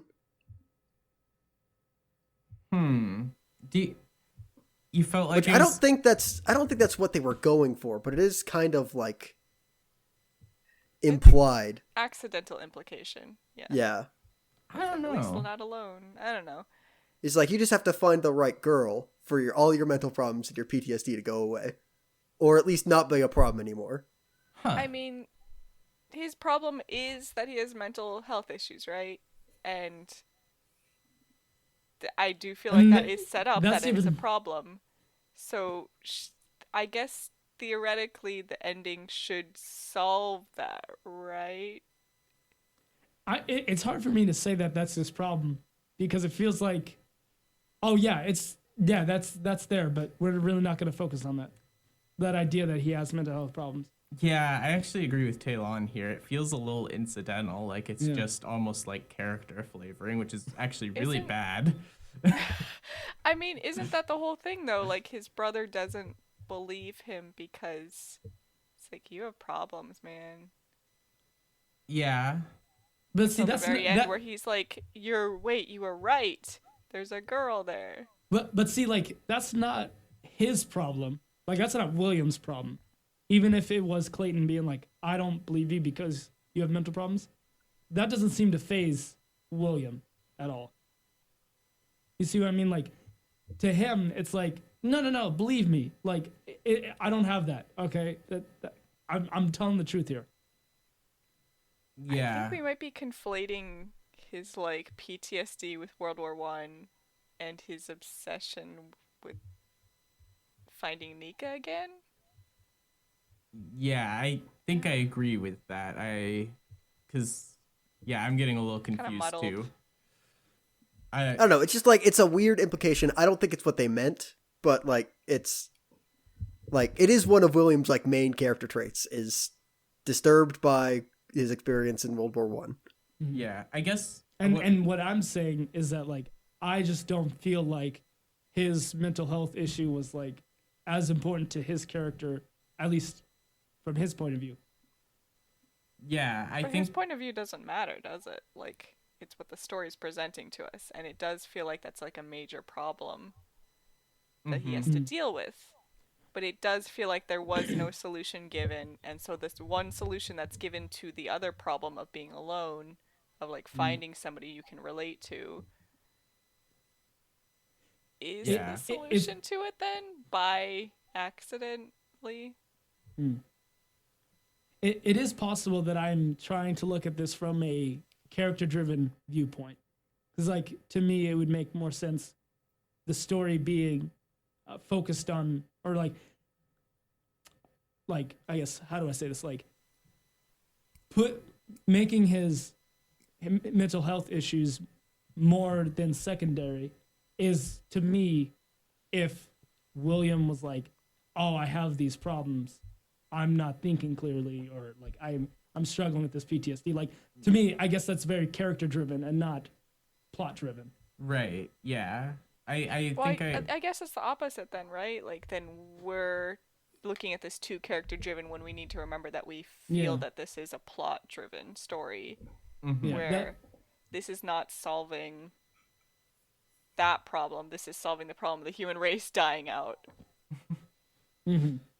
And that could be the issue, or at least where we differ.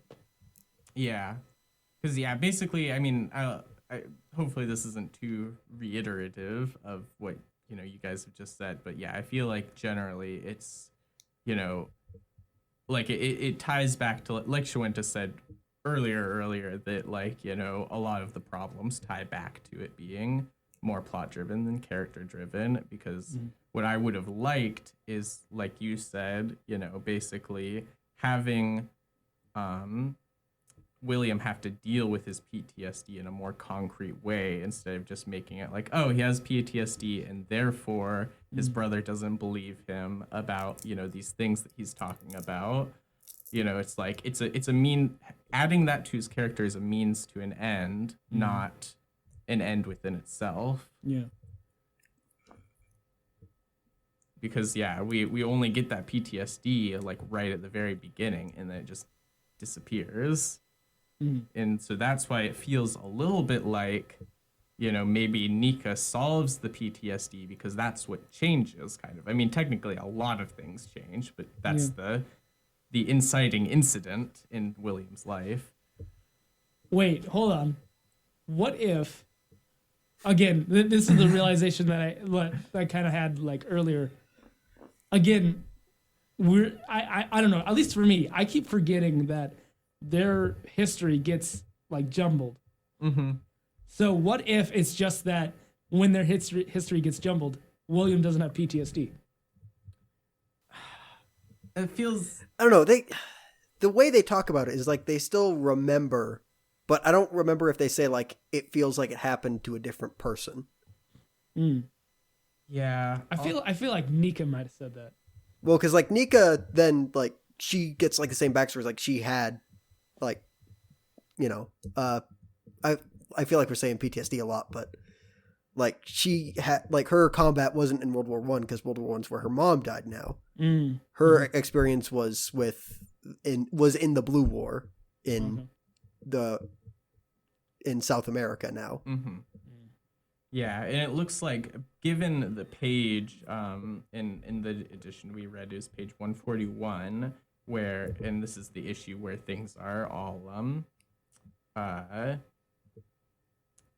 mirrored, like, it has that flip imagery, basically. They both have memories of fighting in a war, and it seems like they're both like kind of affected by that. So yeah, I would say that rather than deleting the mental health issues, it actually doubled them. No, because now they both have it. Yeah. Gotcha. Oh, no. See, this is, okay. Bear with me here. This is character development, okay? See, it's not that they found the right person and they fixed them. Like, they both got messed up, and then they found the right person. There you go. Just two messed up people drifting into a black hole. There you go. That's why I kind of said trauma bonding earlier. They really, they're not necessarily good for each other. They kind of made, like, I mean, I'm actually, I'll loop this back to a much earlier conversation about the ending. I'm now on board with Shawenta's main theory that the ending is a lot less ambiguous than I thought, and that it is like basically the Nika and William just got spaghettified in the black hole. They're gone. And the 1,000 people eventually found a place to live, And so, I think like they probably could have stayed on the ship.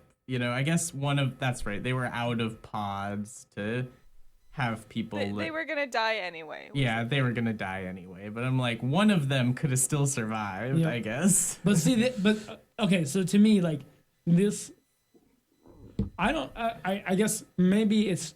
I don't know if trauma bonding would make you decide to die with somebody else. I don't know. Well, no, they're not sure they died. Okay. You know what I mean? Because nobody knows what happens. It's like Interstellar. But no. They thought they were going to die with each other. They were willing. Like William's like, we've been through this. The only person who ever understands me is right here. Also, I mean, like, does that imply that William believes that there's nothing else left to live for? Kind of. It's 1,000 people. Sure, your soulmate's on there. I mean, you could just. It is the last humans in the universe, and so like if they had done nothing, then everybody dies. True. And so like at the choice they have is like either, they only need one person to do the whatever they were doing to make sure those 1,000 survived. Mm-hmm. So one of them could have stayed, I guess. Mm-hmm. But I don't know. It's like you either face death, stay in the command, do nothing, everybody dies, have one person die, or have a last minute black hole adventure. You don't know. They didn't plan for the black hole. She's just like, hey, a black hole. But making somebody face death alone, a little bit nice to be like, I'll hang out with you. In fact, very nice. And then, I mean, come on. Are you going to tell me that if you have the opportunity, you're not going to go into a black hole to see what happens? No. No. Unimaginable pain for eternity. You don't know that. I don't want to find out. The two responses to what's behind that door. American responses. American specifically. Is it? No. Okay. I was like, but it is funnier to say that. Yeah. Okay. How American of you. But yeah. Yeah. I mean, I was just gonna say, yeah, it's like definitely like, what would you do? Like, if you didn't know anything at all, you had no idea, I guess we have preconceived notions about black holes. We have the preconceived notion that it might be eternal suffering, or it might be weird time travel. You might go into a parallel universe. You might, blah, blah, blah, blah, blah. As shown by popular media. Uh-huh. Well, I mean, all I'm saying is, if you gave me the opportunity, I'd go into a black hole. Okay. Right now? Right now. Wow. Contact Elon Musk. Send me up there. I don't care. Get a call from your... I think that says a lot about you. Less about black holes. Yeah, I don't think I could say... as emphatically, right now, that I would enter a black hole. I might consider it A, if I was in the situation of the characters, where it's gonna die anyway. True. B, if some other situation where it's yeah. But it seems like a lot to risk. It's like you're absolutely gonna die, or you're potentially gonna die. I can see the logic there. Yeah, I don't know. The desire to know versus eternal suffering. Potential. Maybe, just put a clause in my will when I turn 100, no matter what, just launch me into a black hole. Wait, when you turn 100, no matter what? So, what if you're already bones? Send my bones to a black hole? Well, if I was alive, even if it was we're going to make you live for another 50 years, I'm like, nah. No, I'd take the 50 years. Number. I'd definitely take it. Nah. Yeah. Man, I will say, though, that, I'd be kind of, interested, to send my body into a black hole. But you wouldn't know what happened. We're not going to find out, though. But maybe... You're not going to report back. That's the point of, me being alive when I go into the black hole, is then I know. Yeah, but... What if you're able to do this, right? You'd have your consciousness in a computer that has a signal receiver, So you're transmitting your memory to this computer that has your... Eternal suffering. Why can't we just use a non-sentient robot, then? Because this is what I'm thinking. You have to, feel it. You know what I mean? How do we... Are we going to have a non-sentient robot that has, feeling? I mean, technically, if we have enough sensors, that's all that our body is just touch sensors and cameras. And all of your senses are just electrical impulses in your brain. No, yes. That's a little too. No. Yes, it's the truth. It's not. I think we need to end this. That's the whole point of the Matrix, is that like all of your senses can be distilled down to electrical impulses. Okay, again, Jake, and this is ironic coming from me. You're talking about a movie. Talon, as a computer scientist, you should know that everything human can be replicated by computers. Eventually. But see, hopefully. I disagree with that. But that's the whole part of your premise, is that like you have like a sensor set up. No. So what I'm saying is that only the computer holds your consciousness. Your body is still going through the black hole. You're just transmitting a signal to that computer saying, "Oh, now we have a record of how that feels like." But also, even if you could set that up, like I don't think the transmission would get away from the black hole. That's fair. That's like the whole point. Yeah, that is. Yeah. Yeah. That is the flaw in my logic. Yeah. The one flaw. If you could, yeah, that's the flaw. If you could get a particle to go faster than light, yeah, then you'd be all right. By their calculations, quantum mechanics could feasibly turn the event horizon into a giant wall of fire, and anything coming into contact would burn in an instant. In a sense, black holes lead nowhere because nothing could ever get inside. Huh. Okay, there you wall go. of fire?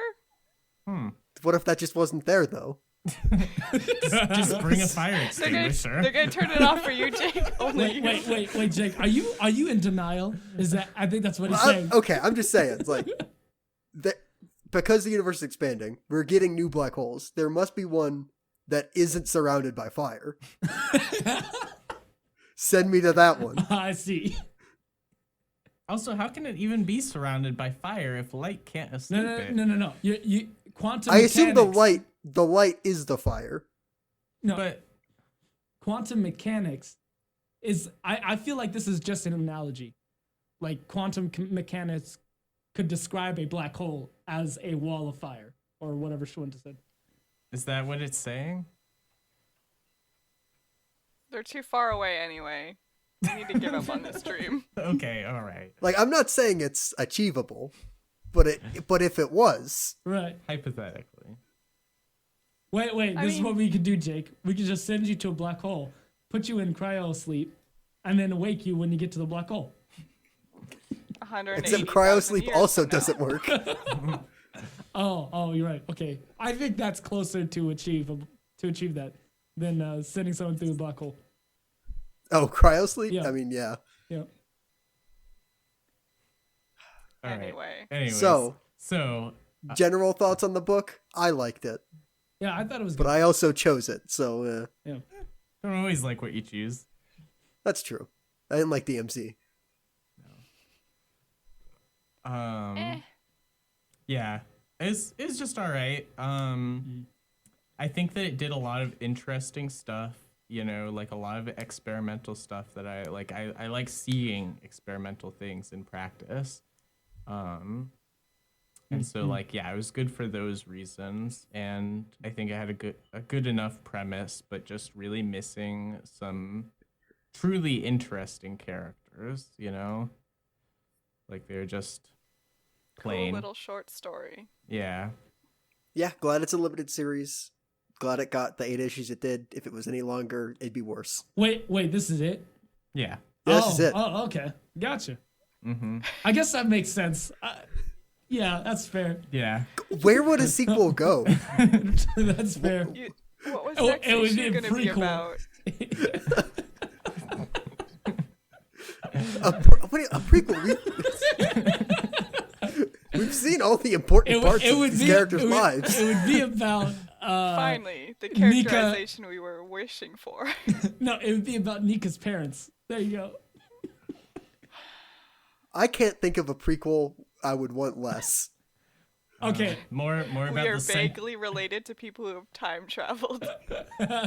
More about the sentient virus and just the world at large, but not including the characters that we were introduced to. Mm-hmm. More of a You know what? I do want more about the sentient virus. Hey, you know what? That's essentially Krypton. The show, the sci-fi show. Yeah. Okay, yeah, actually I do want to see a sentient virus wiping out the technologically advanced future human race. The creation of the sentient virus? That would be interesting. Yeah, who messed up that bad? Yeah. See, look at Who that. thought that was a good idea? I Jeff- mean, you're Jeff Lemire. assuming that it was created. Maybe it would just Yeah. evolve to sentience. All right, if Jeff Lemire didn't want to write a comic talking about that, yeah, that's his excuse. With just evolved. No, I think they could still just evolve, but it's still interesting. But then how do you know that it's sentient? I don't know, it communicates or something? It talks to you. Hey, buddy, I'm about to infect you. I Pulls guess. out a gun. Escapes. Yeah. It's contained at first. I guess that leads more down the creation path, though. That is definitely Doomsday from Krypton. Oh my gosh. Get out of here. No, none of us have seen Krypton. What? Oh, okay. Sorry. I was definitely under the assumption that at least one of you two. Yeah, You between and me and Jake, Jake, yeah. Our consumption of superhero media. Yeah, no, I draw the line at Krypton. Anyway, though, more of Jeff Lemire's work. Yeah, I'd be interested in that. I mean, still haven't read Sweet Tooth, so Yeah. Honestly, kind of like it's not the next thing, but eventually down the line, Coming. I'm thinking about picking the Batman and Robin that he's writing. I saw some controversy on the way that Ooh. Batman was written. Ooh, some controversy. what do you mean? There's never controversy when it comes to Batman books. I don't Jake? get it. Like, What? there's only one Batman. How do writers keep getting this wrong?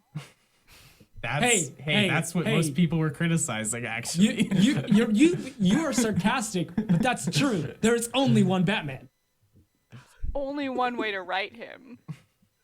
Are people upset that this character that's been around for like 80 years, like different authors have slightly different takes? Yeah. It's not my Weird. Batman hashtag.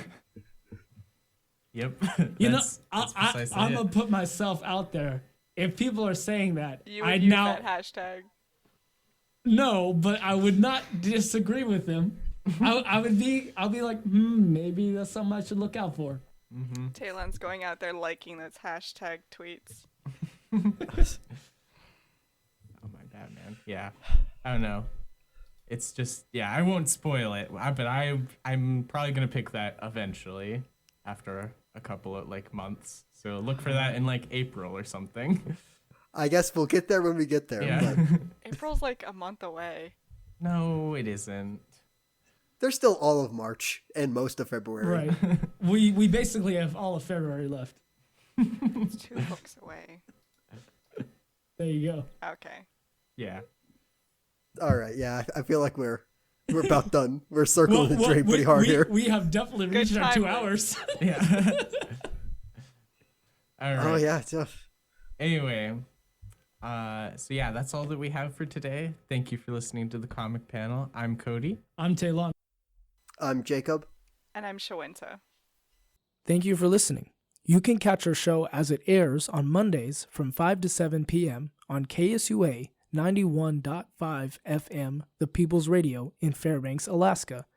Be sure to subscribe to our YouTube channel at The Comic Panel, It's Comic Time. You can find The Comic Panel anywhere you listen to podcasts. Find us on Facebook at It's Comic Time, Instagram at _comic_panel, and Twitter at The Comic Panel 1. There, you will get updates on when we air on KSUA and when an episode is uploaded to YouTube and to the podcast. Have a great rest of your day.